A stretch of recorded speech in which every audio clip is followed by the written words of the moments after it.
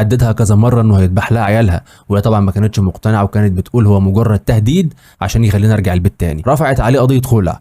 لما رفعت عليه القضيه جن جنونه بقى، بالفعل نفذ الكلام اللي هو كان بيقوله لها، جاب مخدر وحطه في عصير وشربه للاربعه، وبالفعل الاربعه ناموا.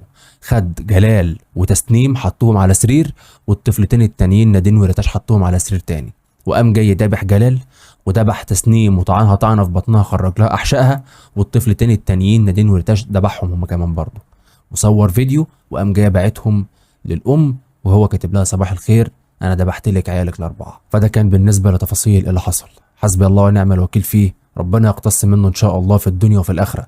والله العظيم النعمه البني ادم ما بيحسش بيها الا لما يتحرم منها. ربنا يحفظنا يحفظكم يا رب من اي شر، ويبعد عننا وعنكم اي سوء، وربنا يتغمدهم بواسع رحمته يا رب، ويلهم والدتهم الصبر والسلوان، وخالص تعزنا لكل اسرتها.